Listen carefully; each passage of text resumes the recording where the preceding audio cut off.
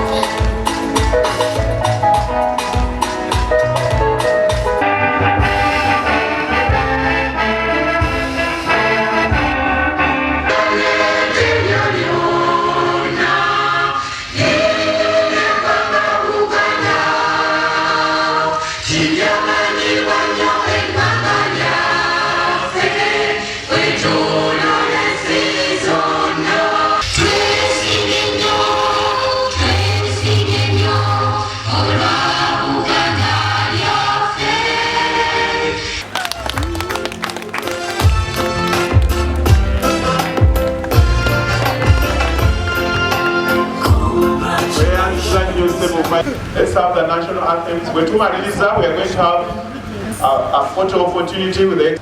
Ekibuga kino nga wekifuuse site kikuze era kijja kukulaakulana nga Katonda embeezi wange. Now in your wisdom and understanding, you have deigned to raise Masaka town to the dignity of a city, making it larger in size and administration, so as to enable its services trickle down to the lowest citizen and to enlarge the base of its revenue. Lord, we pray. Nsaba Katonda atublessinge tukole mu teamwork, tulekewo omukululo ng'abakulembeze, tukole olw'obulungi bwaffe n'ekibuga kyaffe Masaka. Ne bw'oba ng'onyiize si gwe mukulembeze asoose ate si gwe asembye. N'olwekyo tukole olw'obulungi bwa Masaka. Abantu b'e Masaka guno mulanga gye muli. Buli kyokola manya nti okikola ku lwa Masaka. Bw'okola ekibi manya nti okosa Masaka. Masaka ffenna tugirina ku bibegabega byaffe. Nsaba Katonda otulunganye tukole bulungi. Ekisooka njagala okubasaba tube kimu. Muleme kwetematemamu olw'ebyobufuzi. Muleme okulumangana ng'obwana bw'enjala. Mubeere kimu. Ssaabasajja Kabaka ekyatukubiriza ensonga si masonga ey'okutaano. Njagala era okubasaba nti ebibuga byonna bitadde obubonero oba bironze obubonero obw'enjawulo obulaga ekyo ekisangibwayo. Ffe tuli balimi n'okusinga byonna tuli balimi ba mmwanyi. Nalirowoozezza nno nti akabonero akaaniriza omuntu yenna ava mu kibuga ekirala emmwanyi teyaliguzeeko n'ekitooke. N'olwekyo mukirowoozeeko.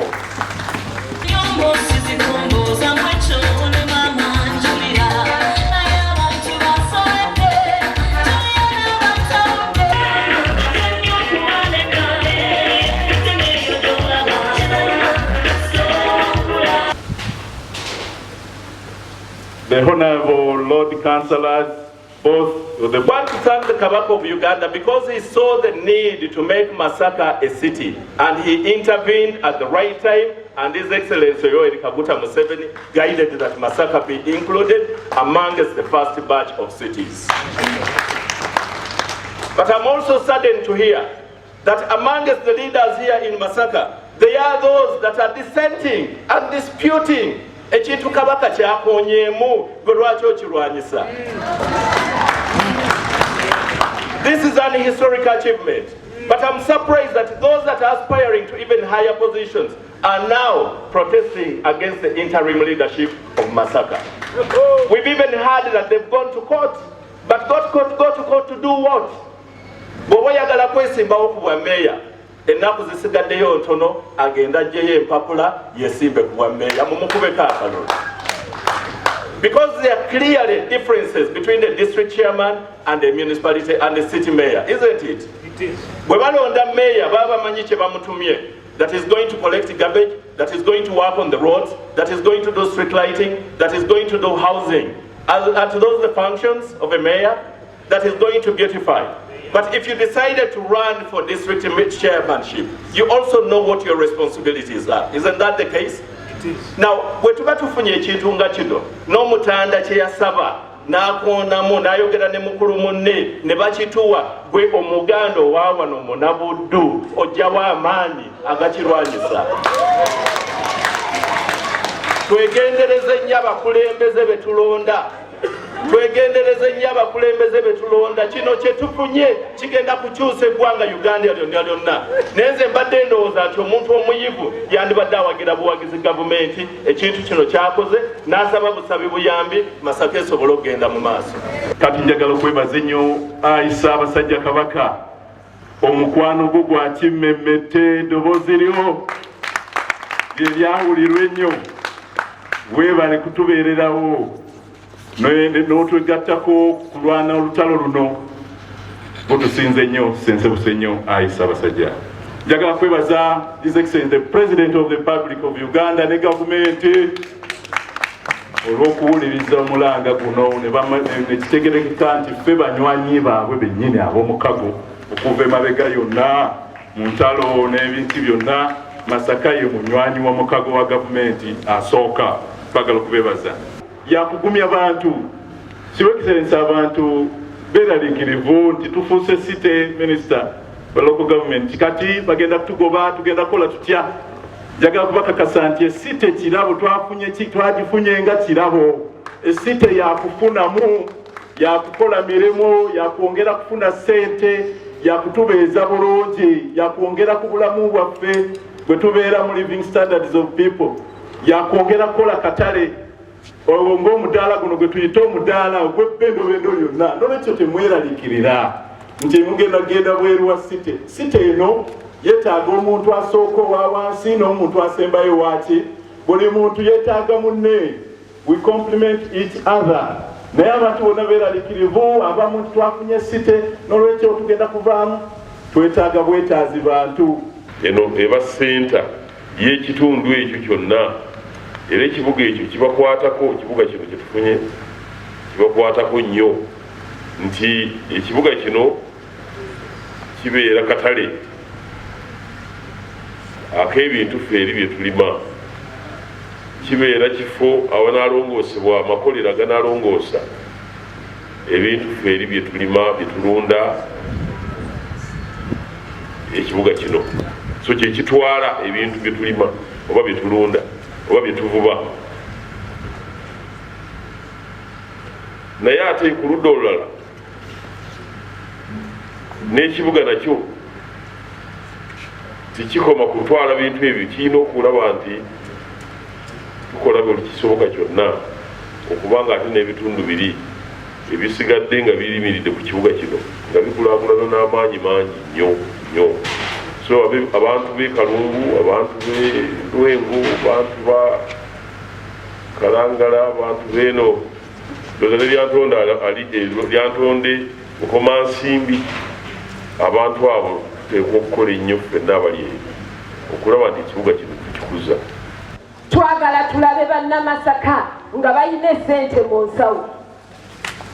Twagala tulabe bannamasaka nga babeereyo mu mayumba gaabwe amanene. Bano bajja tuyamba okulaakulanya n'oteekawo industries. Naye nga bannansi bannamasaka bakasangwawo nga basanyufu era nga bagagga. Ekyo bwe kinaakolebwa Ssewa DC, Ssewa Bataka, Abedi Bwanika, Ssewa ex-presidential candidate n'abalala mwenna abasabira Masaka ebirungi. Bwe kinaakolebwa tulaba nga abantu baffe basanyufu ng'olaba munnamasaka nga ddala alabika city, atambula city, ayogera city, tujja kuba basanyufu.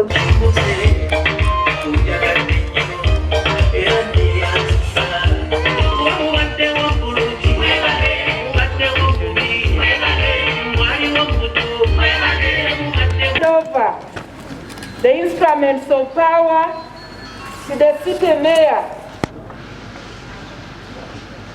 with his council, the city council. I hand over the Local Government Act.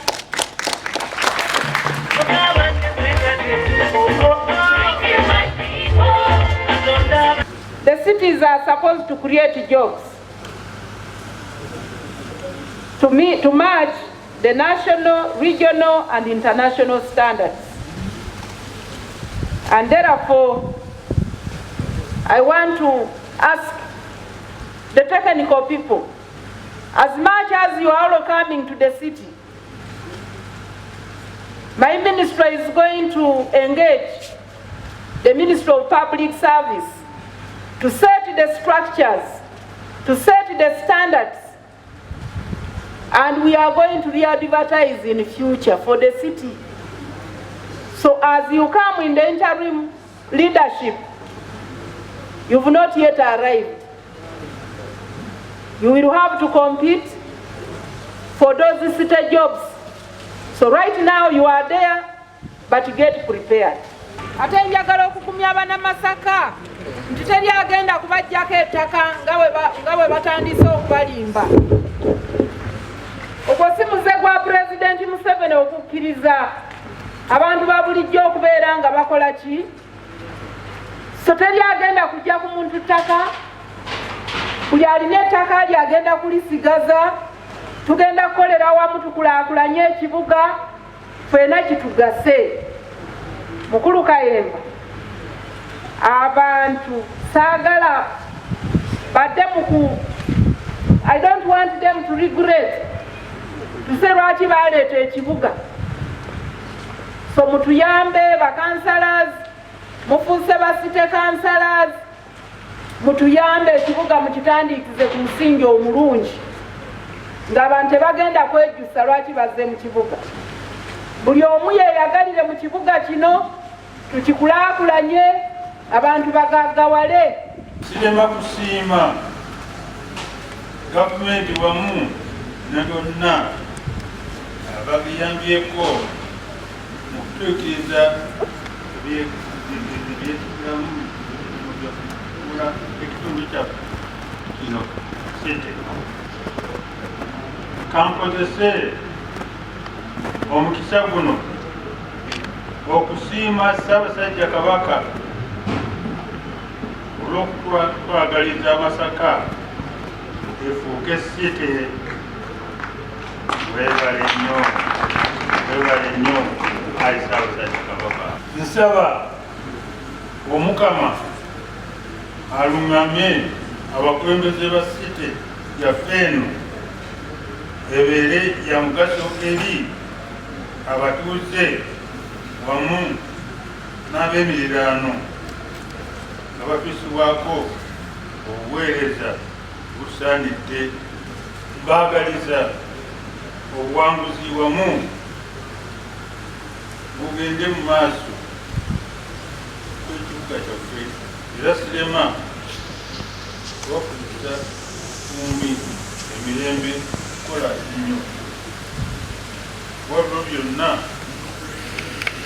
tuyinza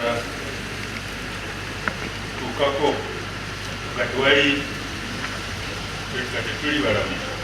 Njagala kusaba Planning Authority eya site empya ey'e Masaka mutuyambe ekintu ekyo mukiwe priority tulabe ku kibuga ekiteeketeekeddwa obulungi.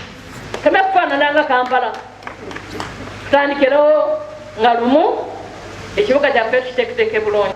Njagala okwebaza Ssaabasajja Kabaka era n'okuva ku muzindaalo guno nga neeyama nti eddoboozi Ssaabasajja Kabaka lye yateekawo lyawulirwa buli Munnayuganda, lyawulirwa n'abakulu abali mu gavumenti, era y'ensonga lwaki ekibuga kyaffe kye kimu ku bibuga ebyasemba ogenda ku lisiti ate nga bye byalisoose. Nga neebaza gavumenti okutukwasa ekitiibwa kino eky'ekibuga, neebaza Ssaabasajja Kabaka wa Buganda okuwerekera n'okuyisaamu eddoboozi ekkulu eryagobererwa, ne bakulembeze bannange mwenna nga bwe tuze tulwana okulaba nga tuleeta ekibuga kino. Ssebo Meeya webali okubeera n'omukisa. Omulimu gwe tukulembeddemu ng'abakulembeze kuzimba kibuga, si kukitema, kukisuula ku ttaka. Kakati ate ffe bannamasaka ogwo omulimu ogw'okukisuula tugwewalire ddala. Mukulu Judy Mbabaali wadde alina ensobi, kyenvudde mbaga nti omuntu bw'aba asobezza yeetonda ate ne mumusonyiwa. Ate omuntu bw'aba alina akalungi k'akoze mugambeko nti munaye weebale.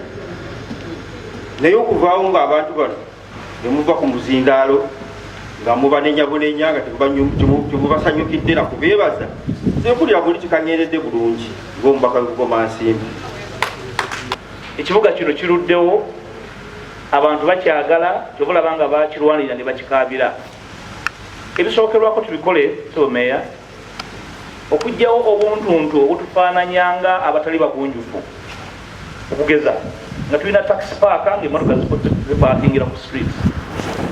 Obuntuntu bwe butyo okutunda green belts ezeetaaga ekibuga kino, zeetaaga ennyo mu kibuga kino. Ebyo bigende nga bikoma, wabeerewo empuliziganya ya nnamaddala wakati w'abakulembeze, empuliziganya etalimu bukuusa etasobola kulema wano e Masaka.